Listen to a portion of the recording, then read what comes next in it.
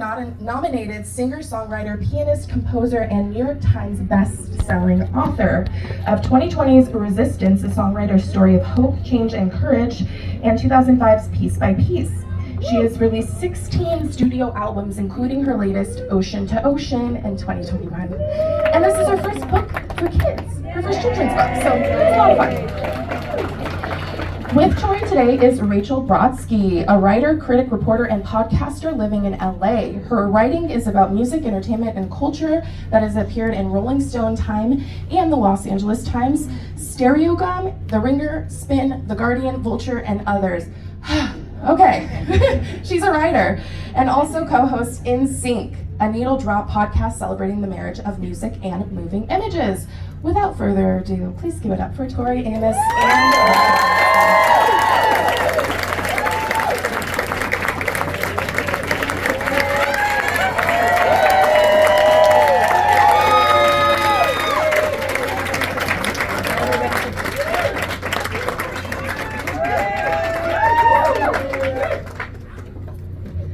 Hi.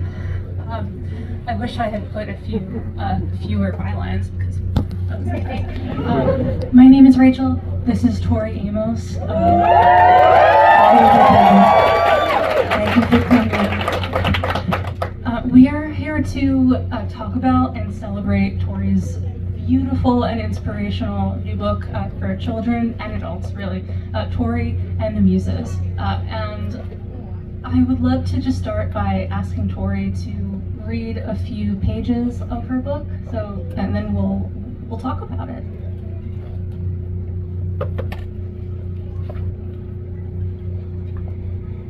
Tori loved to play the piano. That's true. One Saturday morning, Tori's father was going out, and she couldn't wait to sit at the piano playing all the things she wanted to play and to imagine and dream. But her father wanted her to work on her piece for her recital. She never liked to be made to practice her boring music homework. That's true too. But Dad, Tori said, those songs are awful and not any fun to play. I'm playing what I want to play, what the Muses want me to play. Her father raised his eyebrows the way he always did when she mentioned her Muses. The Muses? Tori Ellen, they're not real, and they certainly can't help you to play. What is very real is your recital. Those imaginary friends of yours get you into a lot of trouble, and your piano teacher and I expect you to play perfectly. Tori's stomach flipped inside her. I want to hear these when I get back, her father said, and plunked down her assignments. The best thing to do at a time like this was to make a snack.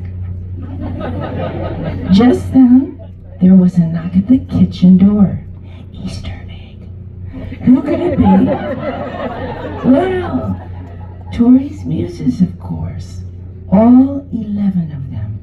She had met them when she was just a baby, and they visited her for all these years with inspiration and magic. We have a surprise for you, Tori. They underscore this magical moment with a beautiful blend of their voices. The fairies have been working hard on it. Tori didn't always love surprises, that's totally true. But the Muses' timing was always right. Saved by the Muses once again.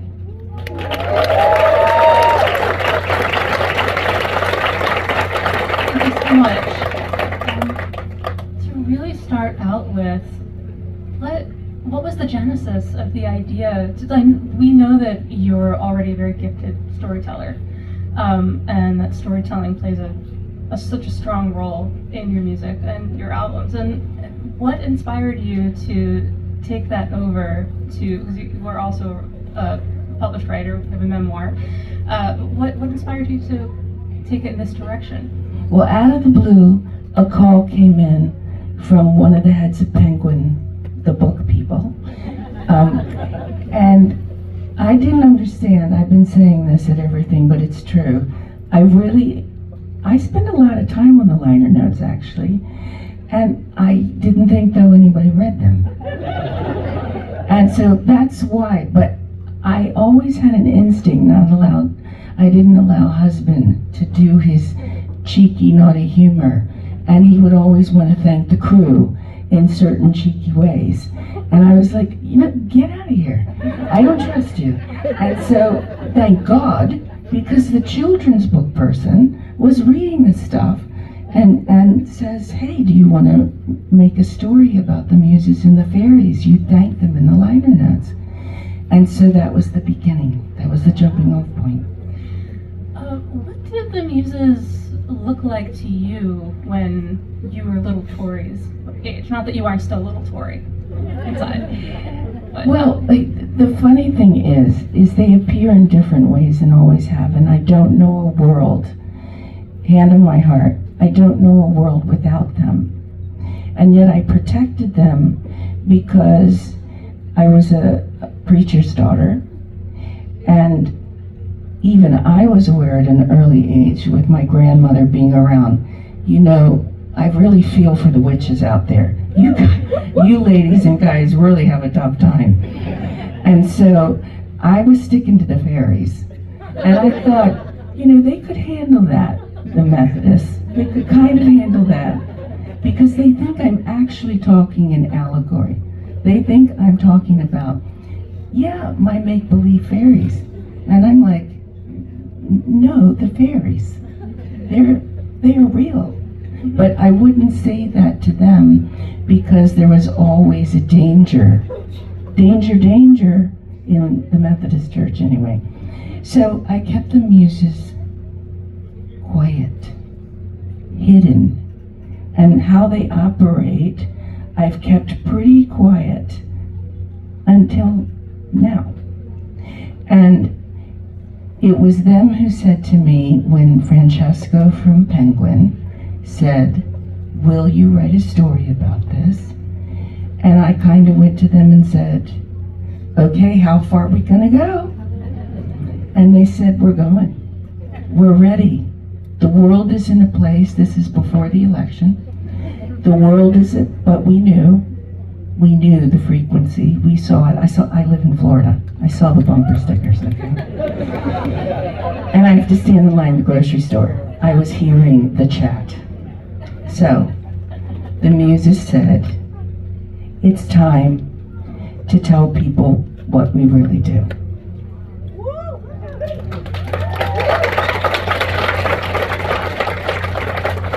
Can you talk to us a little bit about the process of just sitting down and writing? And I know for myself, like the first draft of anything I write is just look at it and think, well, no. And then twice, 3 times, 4 times, and though it is a smaller word count, it's still I can imagine just the eye for detail and wanting this to sound and appear and be a certain way. So can you talk us just through like the actual process of putting pen to paper? Well, it's the scariest thing in the world when you're staring at a blank page, whether it's songs or a child's book. The blank page is a really overwhelming thing, for me anyway. And yeah, if I'm honest with everybody, and I'm sure there are people in this room, you could write something every day, and maybe you do, but you know that it's not ready to be published. I know it's not ready necessarily to get on a record. So I could write a song every day, but that doesn't mean anybody wants to hear it, honestly. So it's this strange kind of practice you develop over your life of doing research, going out in nature, listening to birdsong, eavesdropping, whatever it is while you're writing in your notebook or you're at the piano and you're conjuring. I don't know about you, Rachel, but I'm always conjuring and collecting. And that's the process. And then when things start aligning, I know, because something shifts. and I know they're there, then something is starting to change. And it's almost as if it's this dimensional shift. And I can feel their presence, and I know it's not just me anymore, and they're involved.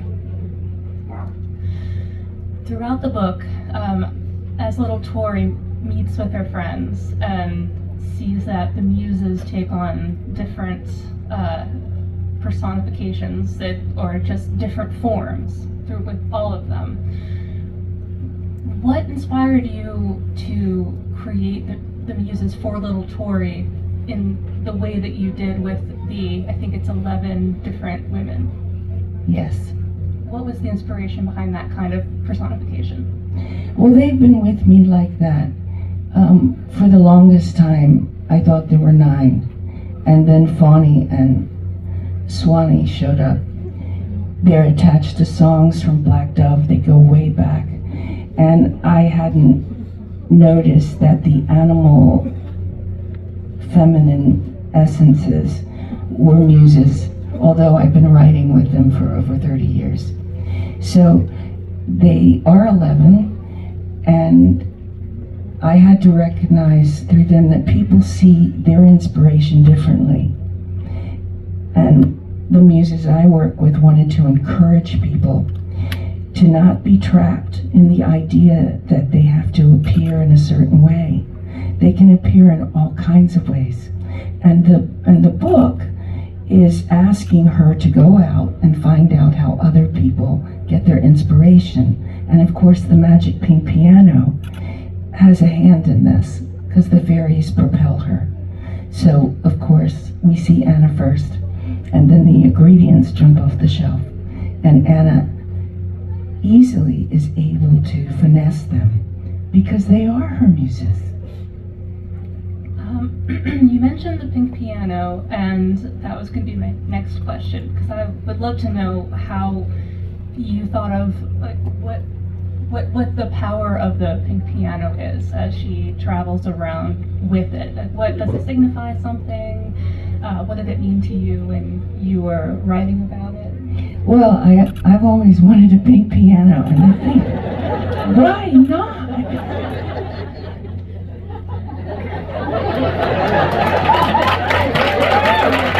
Oh my goodness, 2026.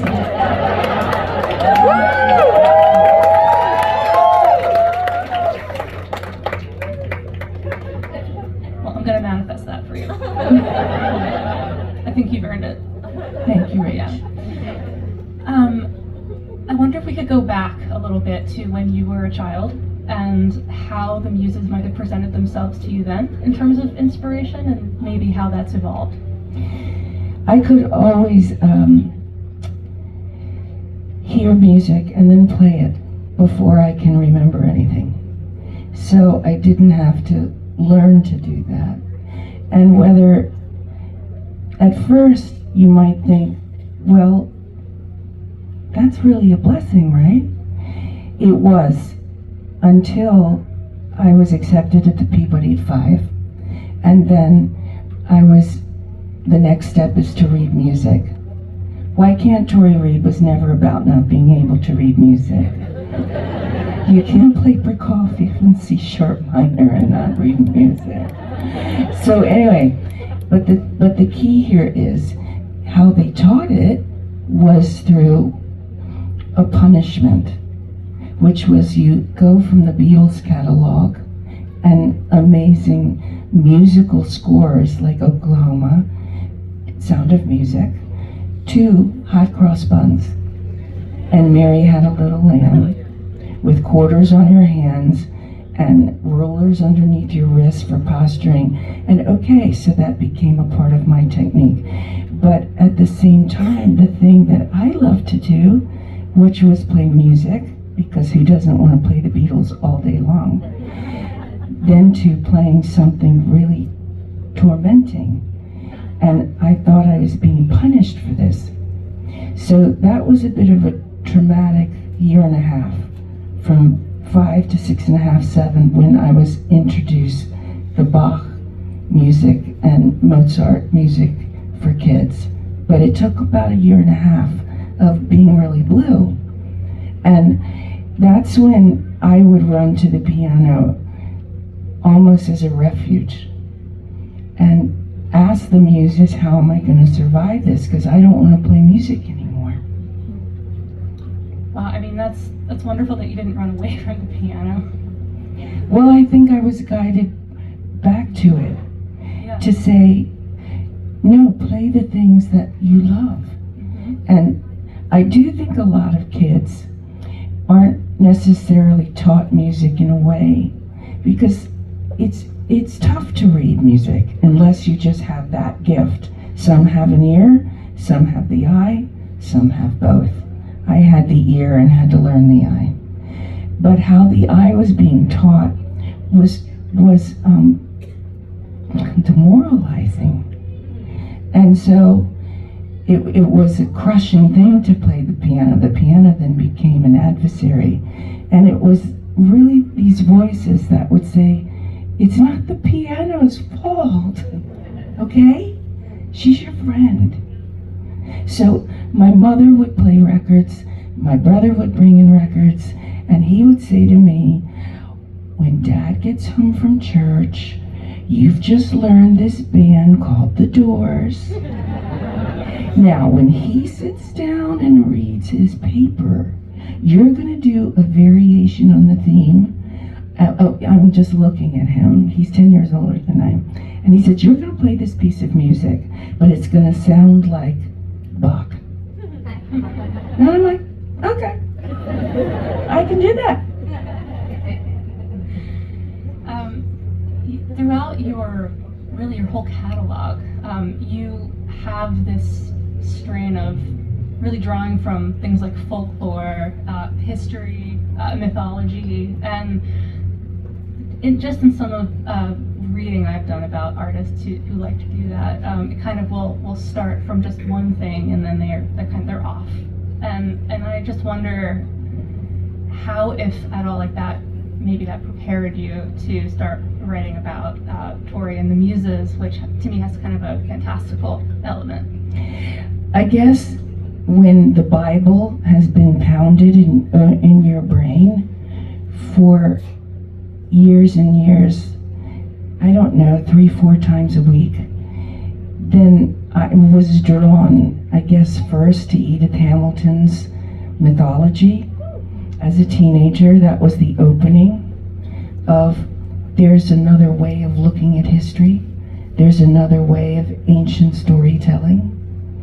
Learning about the Greek pantheon as a teenager and understanding, okay, it's not just the Bible stories we have, which can be fascinating stories. But I guess mythology became a place where, I don't know, when I wasn't playing the piano, I was reading about myths. And of course, having archetypes as something I've been reading about for all these years have sort of aligned with the Muses and who they are and what they could look like. I love that you can get just as much from this book as an adult as you would if you were a child, and I would love to know, was that in top of mind, or were you thinking, I want to write something that would resonate just as much with the adult set, even if they don't maybe have children? Or I guess part of me was writing this to rewrite my story. Some of us all want to rewrite our story, our childhood. This isn't exactly my childhood. There are a lot of dark things in my childhood that aren't in this book, and that's because I'm rewriting it. And it's something I think, it's a power we all have to rewrite, to reweave.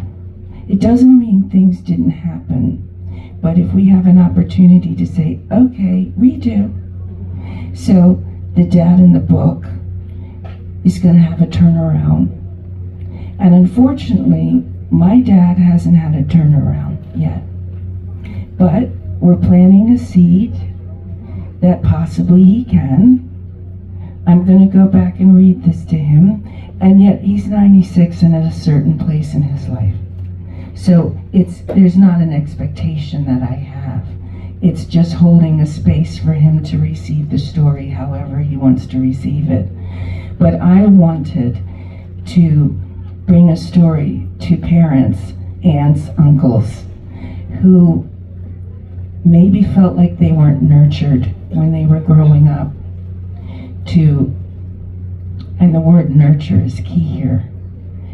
Not pushed, but nurtured to find out what is their inspiration, to give them freedom to find what it is, and to hear that everybody has access to this. Everybody has access to the benevolent universe where the muses come from. Mine don't come from here. Some people's do, I'm learning, but mine don't. And the fairies certainly don't come from here, as in the 3D world. So I wanted to hold a space in a book where people could allow themselves that freedom. Well, I'd love to ask you about the art for the book. The art is it's stunning. And how did you? It's of course done by Demelza Houghton. And I'd love to ask how you were either put in touch with her, or how did she come to be involved in this project? Somebody that I know very well was going down the rabbit hole of illustrators, and Penguin was giving us a list of, they had a list, and the list didn't seem to be working with the story. And it's not that they weren't great, they were great, but it just wasn't. I couldn't find the story in their drawings, and somebody drew my attention to this amazing artist, and she was online. And so when this person showed her work, Demelza's work, to me, I just said, this woman, she's one. And so I really wanted to be like a little butterfly on the wall when she got that call, and Penguin goes, hi, we're Penguin. She lives in North England somewhere. And I just think she's pretty unbelievable. Truly. Did you have an idea of what you maybe wanted this to look like? Like, did you visualize it before you saw it put to art, like the way that Demelza did it? Well, she had a little redhead girl that she was drawing who played a piano with a rabbit on it. So I said, okay, you're the one. And then it was like, okay, well, if she can do that, and then we talked, and she was very open. And so she said, if you just give me thoughts of who are these muses?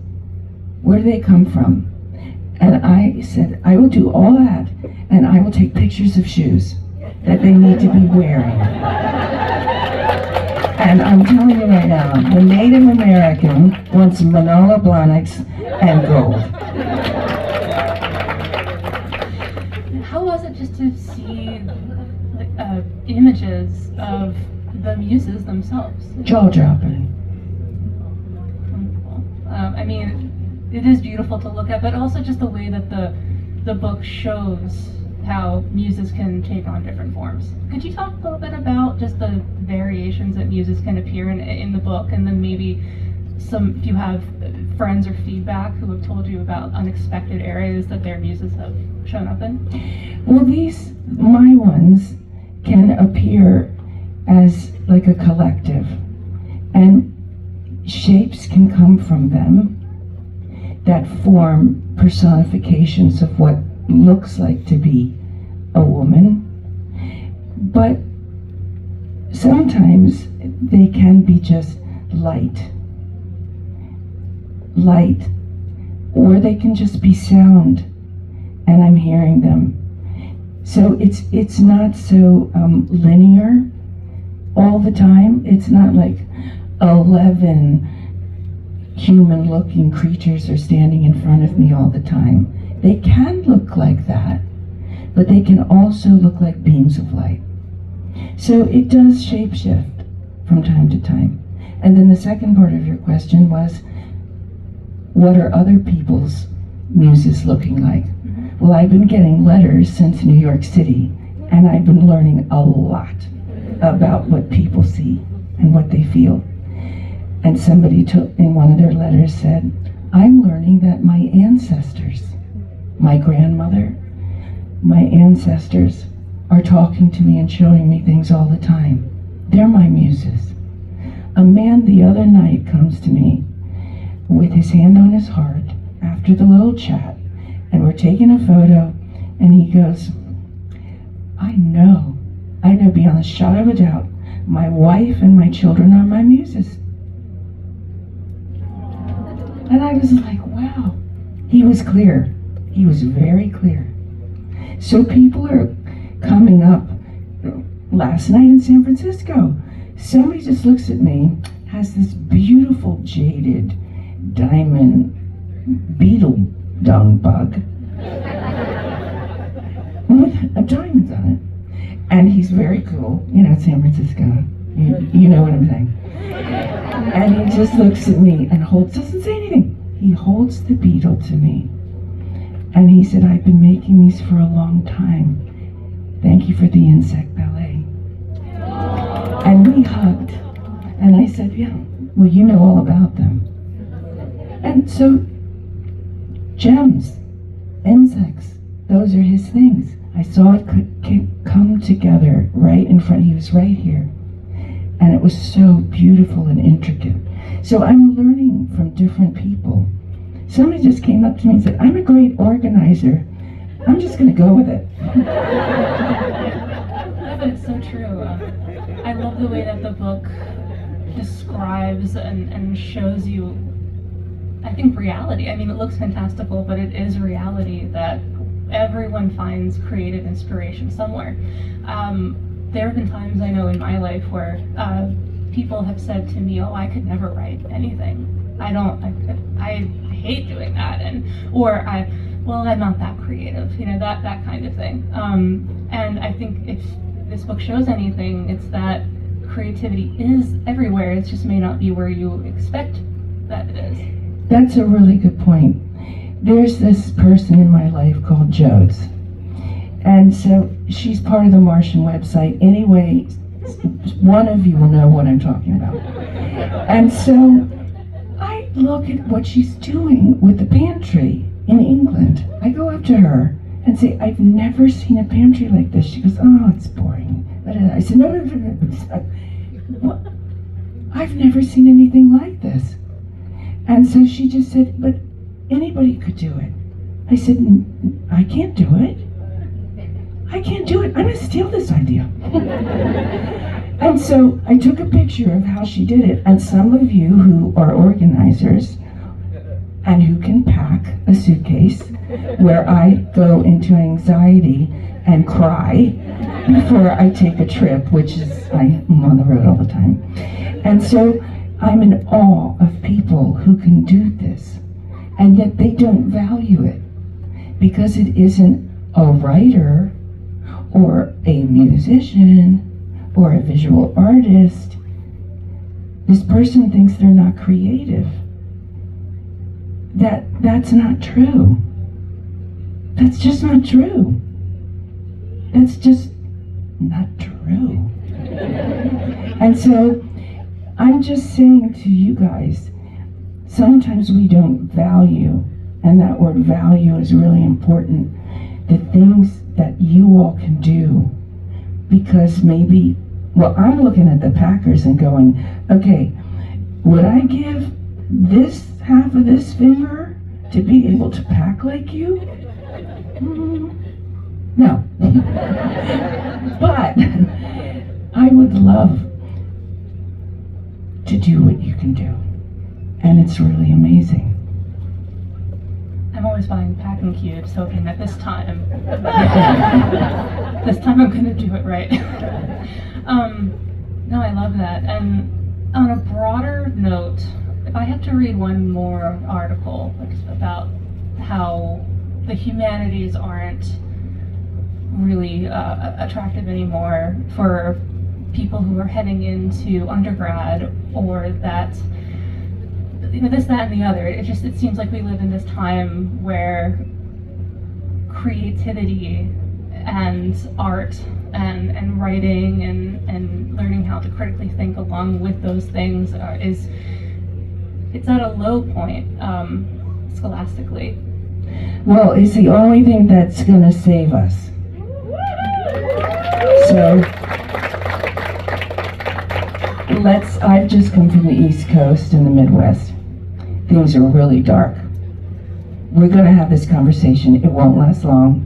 2.5 minutes, maybe. You can time me. It's very dark. Baltimore, Washington, people are losing their jobs. Things are really happening. The West Coast, yes.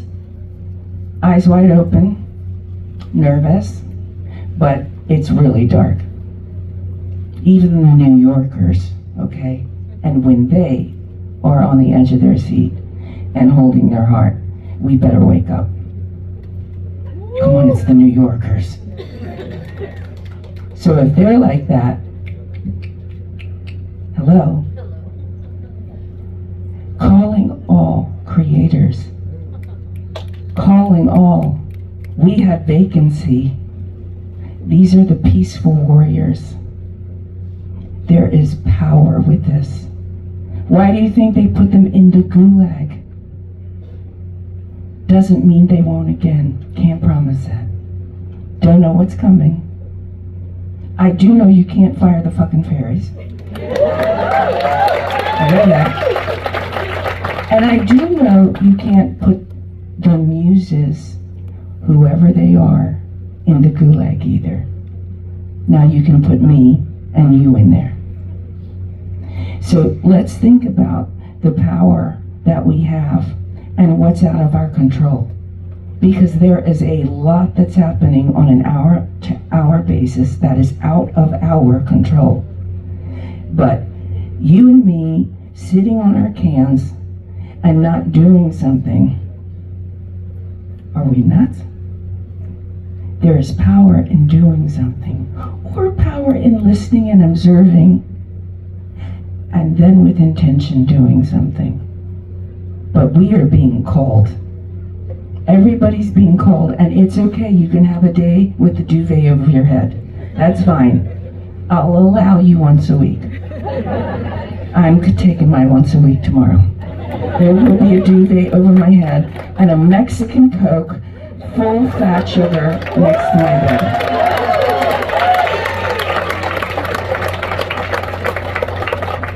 Thank you for that. Well, I'd love to spend the last few minutes talking about the accompanying album that you made for this.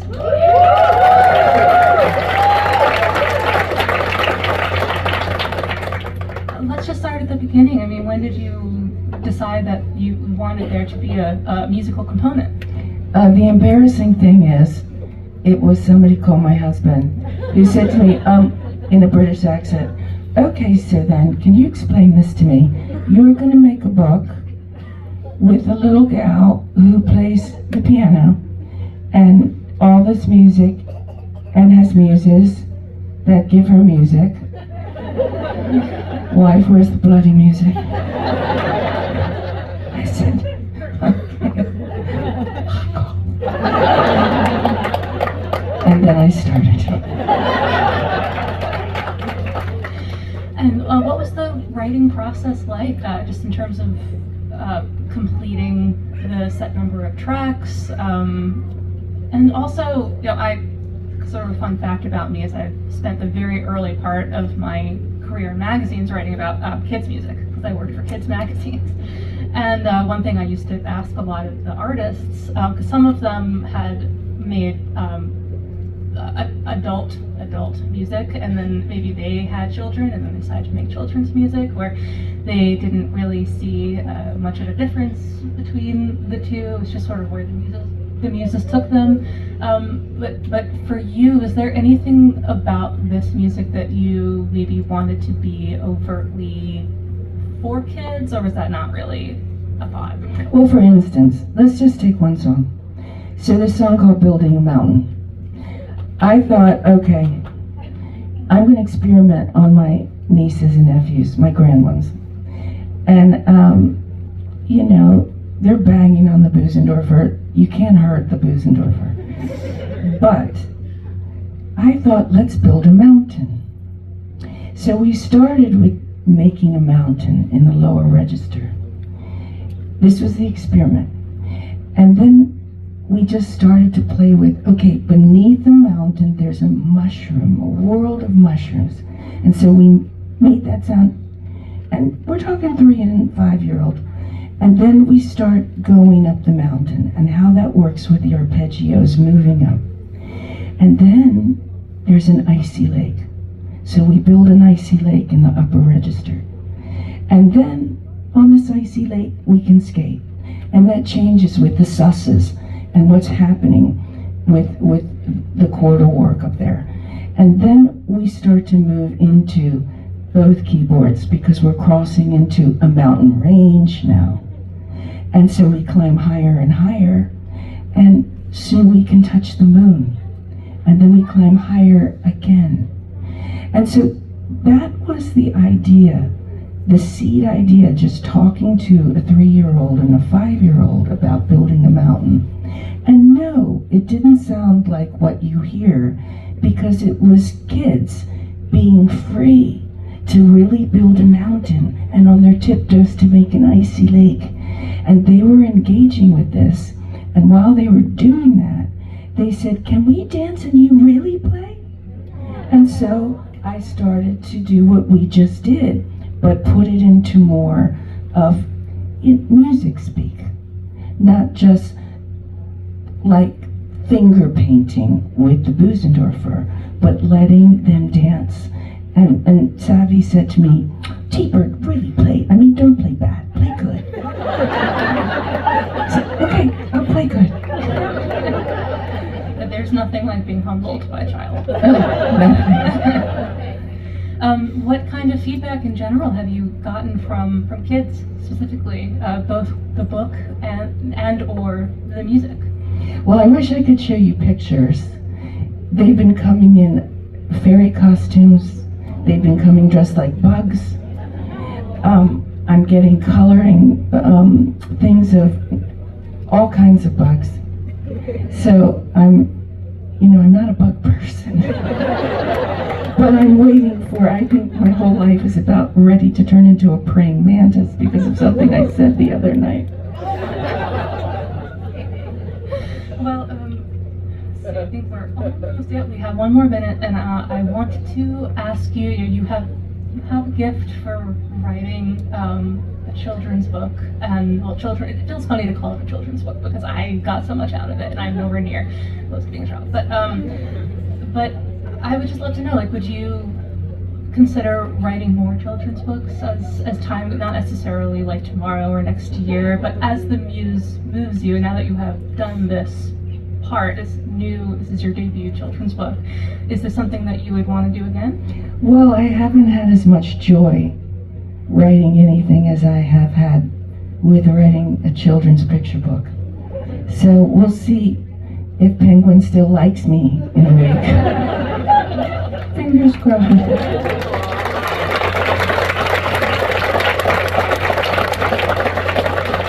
That's our time for tonight. I was told a hard 45. So, well, thank you, Rachel. I really appreciate it. You've been great, and I want to thank everybody for coming. Thank you so much.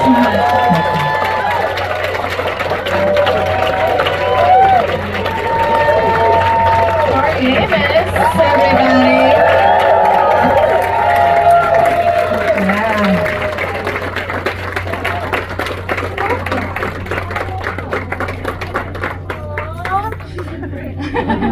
We're going to do a brief intermission here for just a moment while we shift things around over here. If you guys want to take a break, go to the restroom, yes you can, of course.